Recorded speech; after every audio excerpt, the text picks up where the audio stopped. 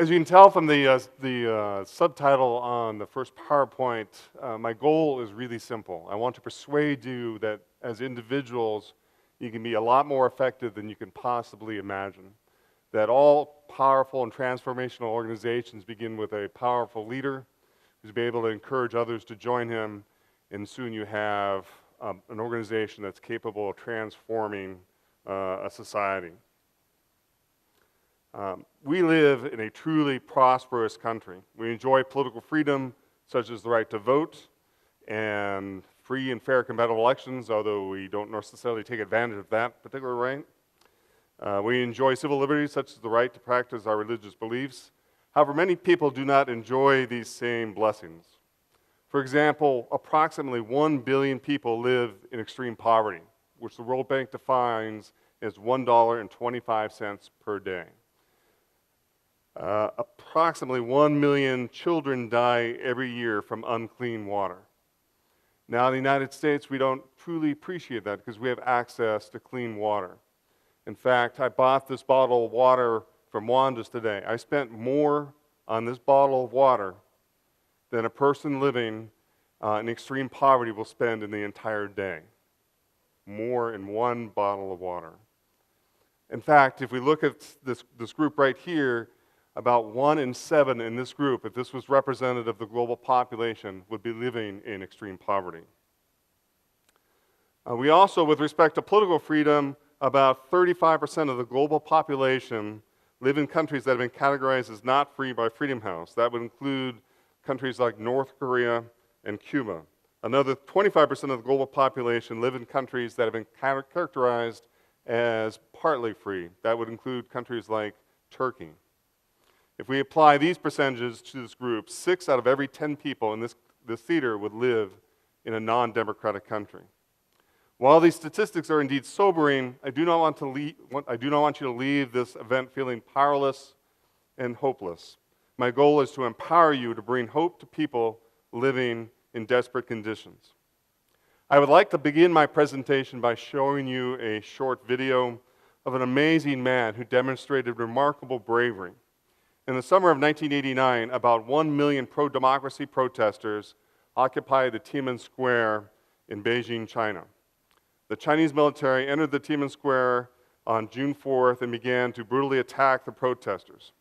On June 5th, a protester who was subsequently given the name Tank Man by the media engaged in a protest that was viewed globally. Let me show you that act of bravery.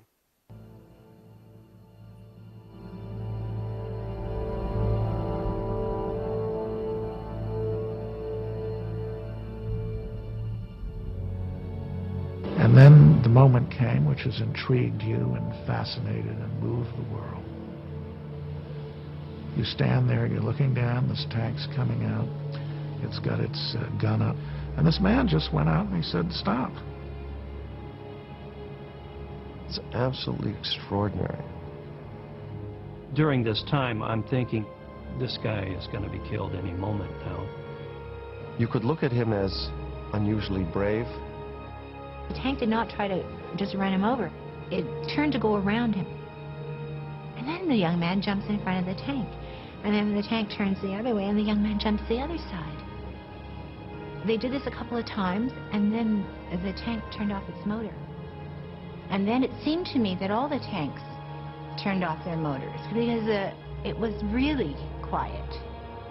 He climbed on top of the tank, banged on the lid, said, "Get out of my city. You're not wanted here." We don't know exactly what he said, but it's clear that's what he wanted to say.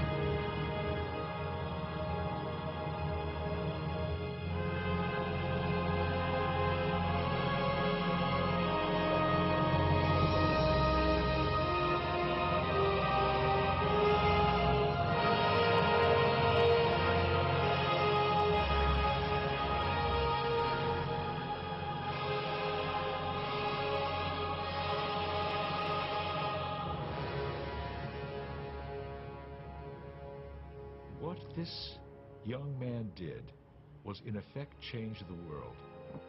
He became an inspiration to millions, and he changed lives forever.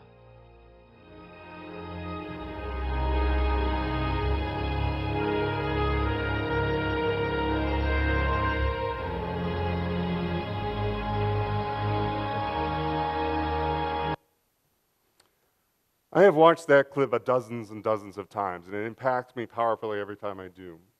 If my presentation were to end now and with the crushing of the pro-democracy movement in China, then I will have failed because I have left you with hopelessness. But I want to leave you with a sense of hopefulness that you can have an impact.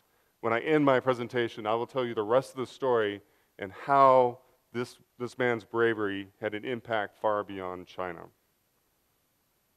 So I have identified 4 leaders that we're going to focus on very briefly who have very different backgrounds. They come from 4 different countries, one from Bangladesh, one from India, one from Kenya, one from the United States.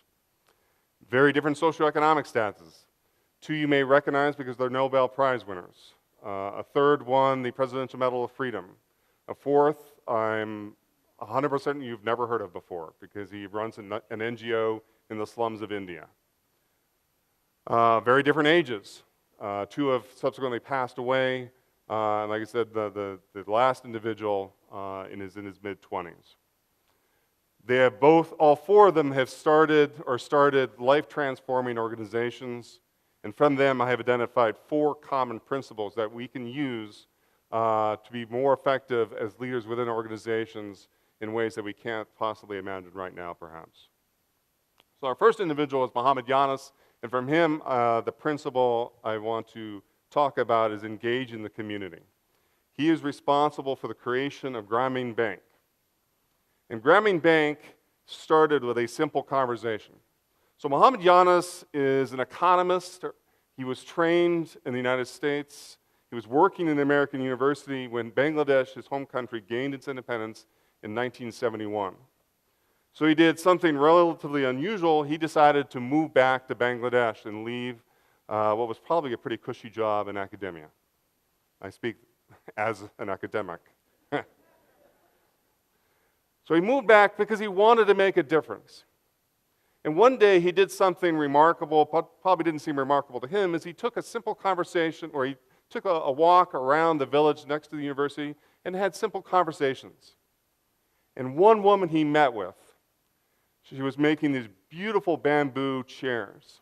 And he was just amazed by the chairs. But she was living in a tore-down house, basically rubble. And he began to talk to her, how can you make these beautiful bamboo chairs and live in such abject poverty? Well, the reality was that she was so poor she couldn't afford to buy the bamboo. So what she had to do was borrow the money from a money lender. And the condition for borrowing the money, besides an exorbitant amount of interest, was that the money lender would determine how much she would sell the chairs back to him, and obviously not at a fair market price. So at the end of the day, she ended up making 2 cents. That was how much she made. And that just shocked Yunus, that could be the case. So he went back the next day, and he walked around the village, and he talked to everybody he could, and he identified 42 different individuals who were borrowing a grand total of $27. $27. And what he decided, what he was going to do is he was going to loan those individuals, those 42 individuals, the $27 so they could escape what he described as slavery. Just think, $27.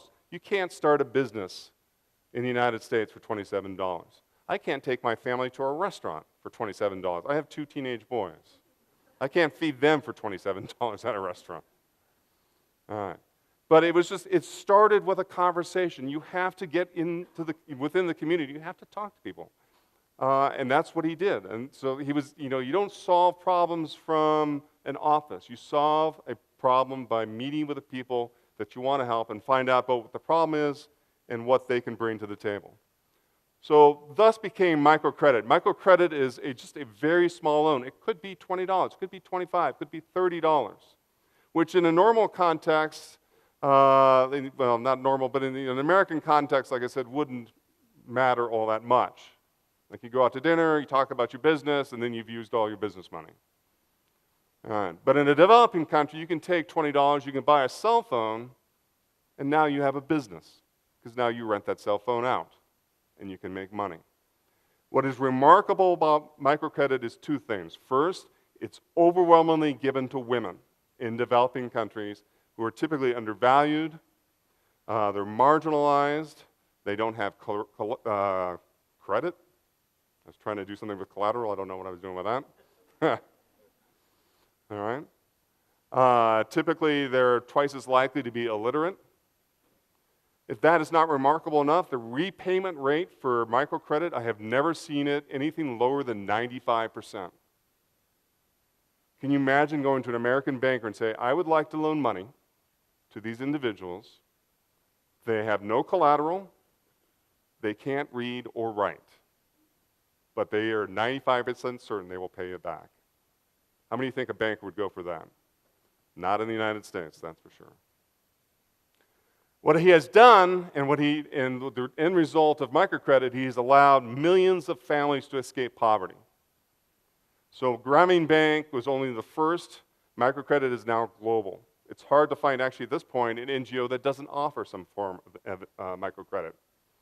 So this is the number of members just for Grameen Bank. The most current numbers on their website is 2009, 8 million plus borrowers. 97% are women. Total assets, or total loans dispersed, almost $1.2 billion. 94% of the assets of the bank are owned by the borrowers. This is not, owned by other big businesses, other big banks. It's owned by the borrowers. There was a study done by 16 development economists from universities like Yale and Stanford and Cal.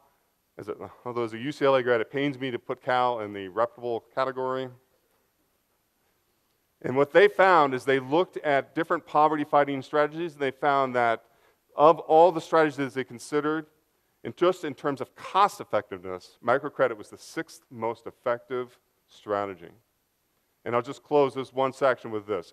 Microcredit is not some complicated economic form. Muhammad Yunus has a PhD in economics, but it didn't take a PhD in economics to figure out microcredit. It took a simple conversation with a woman who found herself in slavery because she didn't have a quarter to buy the bamboo on her own. She had to borrow the money. All right, second principle is building community. So Millett Fuller is the one I want to focus on here, and he is the founder of Habitat for Humanity. So by the way, if I could dispel a myth, Jimmy Carter did not start Habitat for Humanity. I looked to find if there was a poll, and I couldn't, but my guess is you ask most Americans, oh yeah, Jimmy Carter. He just happens to be the more prominent face behind Habitat for Humanity. He actually lives down the road, or lived down the road from the Fullers. All right, Habitat for Humanity is built on the principle of community. In fact, when Millett Fuller and his wife Linda, the origin for Habitat for Humanity, they moved in 1965 to an interracial Christian community in Georgia. So think about that. How intentional do you have to be about community to be an interracial community in Georgia in the 1960s? You are intentional about community. All right, so it was in that conversation that he had with the founder of the community that they came up with this idea of collaborating within a community to build affordable housing. So trust is the foundation for a strong community. A community is not a group of people who share the same zip code. It's much, well, it can be. An effective community is much more than people who share the same zip code. It's people who have trust with each other, which allows for the development of social capital, which allows the community to accomplish things far beyond what they could possibly accomplish, which means now you have a thriving community. How this applies to Habitat.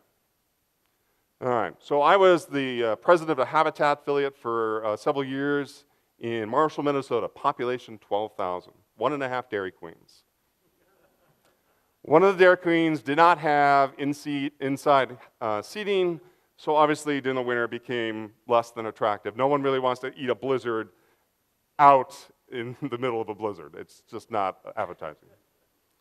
All right, so I'm the president of the affiliate, And we built multiple homes, despite the fact that as the president, I had almost no construction skills.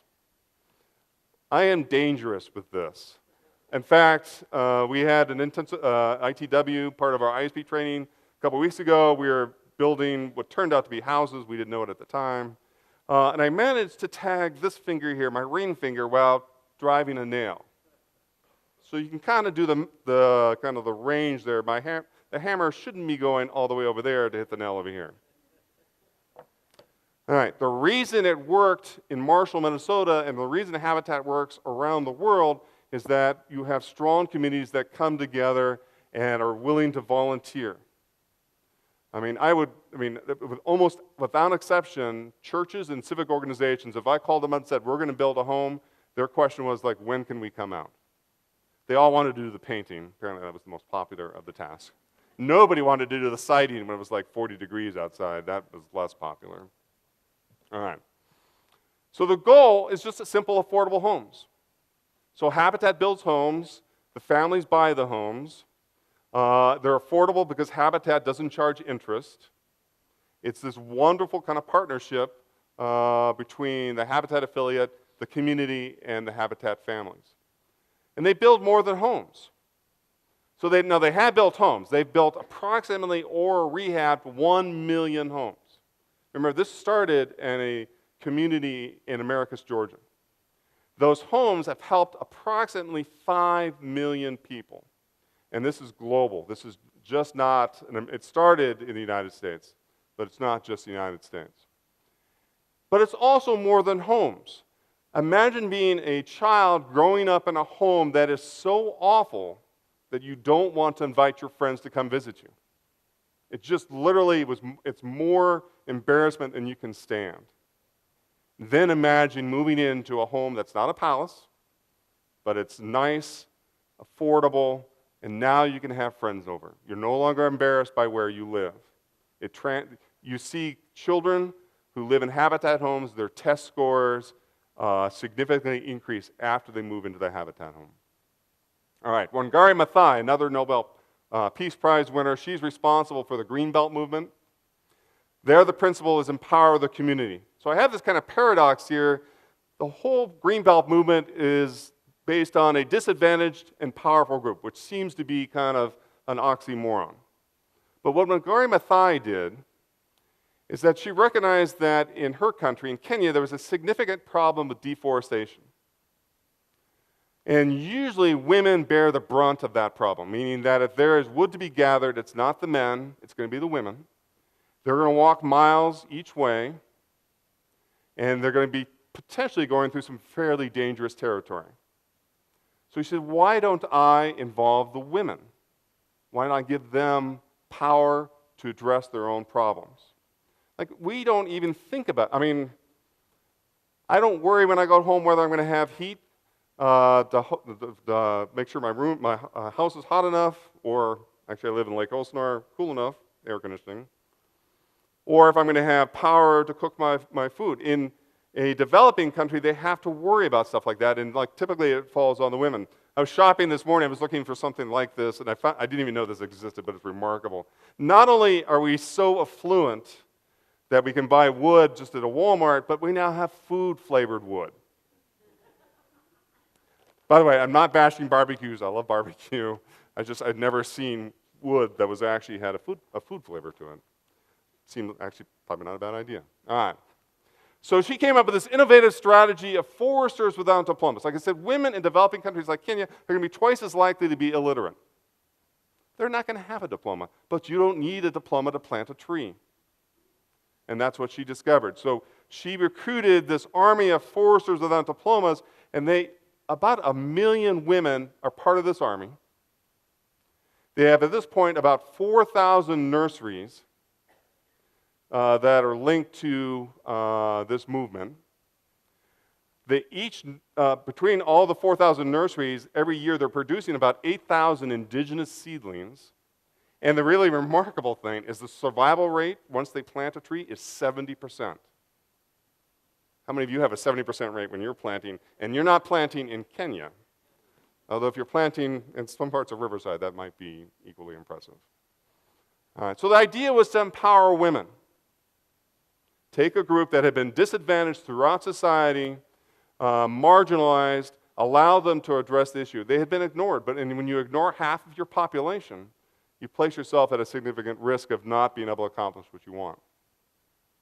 So they have planted approximately 53 million trees. They are reversing deforestation, not just in Kenya, but throughout the region. All right, last individual, Avi, and the principle here is include the community. So, like I said, this is an individual you probably don't know.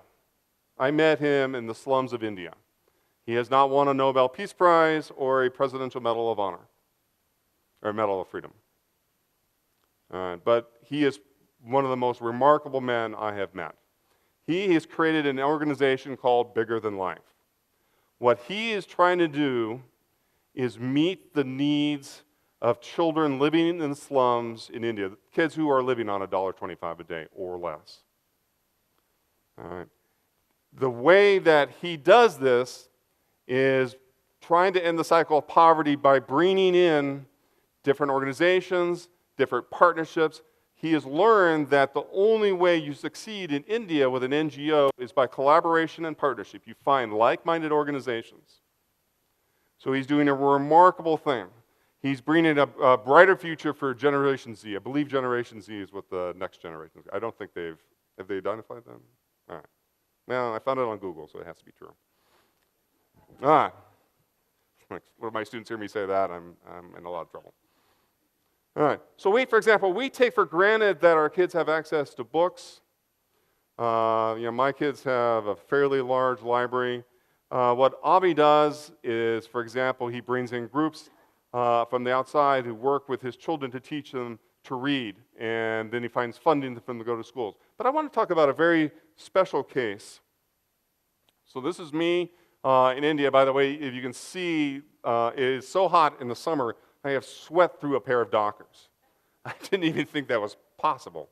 But I got like, all right, so it's hot. All right, you can see the young lady next to me, who's got the little girl next to her legs. That girl, 3 years ago, tried to kill herself by lighting herself on fire because her mom had promised her in marriage to a much, much older man. And she just didn't want that life. All right, without Bigger Than Life, she almost certainly would have died. But what Avi was able to do is he was able to find an NGO that would pay the bill for her to have surgery that saved her life, and then subsequently have plastic surgery to begin to repair the damage. And now she's on the road to recovery. So Avi knew that within his Bigger Than Life, he didn't have the resources, but he knew how to find the resources. He knew how to network. All right. So once again, the 4 principles: engage the community, build community, empower the community, and include the community. So what is the rest of the story? Like I said, the Tiananmen Square ultimately looks like it ends in failure. And in the case of China, it currently is. But the impact was actually much, much larger than anyone originally knew. Within months, we began to see pro-democracy movements spring up throughout Eastern and Central Europe. All those countries have been governed by communist regimes with little or no political freedom. And they interviewed some of the leaders, and they directly cited the tank man. This is the part where I get a little bit choked up. They said, if he can stand down a column of Chinese tanks, and you saw, if you remember that video, not only did he get in front of the tank pivoted, and he got in front of it, then he kept on moving and essentially forced the tank to shut down. If he could stand up to a column of Chinese tanks in the name of freedom, then we can stand up to our governments and demand freedom also. So this is what the map of Europe looks like now. And if you can see Eastern Europe, green, by the way, is good. Green is free. All in Eastern Central Europe, all was formerly under communist government, all is now free. In addition to political freedom, now they have a free market system, and they're beginning to enjoy prosperity. And it all started, in part, the actions of one man who took the courageous act of standing down a column of Chinese tanks. So my encouragement to you today is to not consider yourself as just one person who can't do anything. Those 4 individuals accomplished more than they possibly could imagine in areas that weren't even necessarily kind of their expertise. But the world was a much better place, or is a much better place, because of what they did.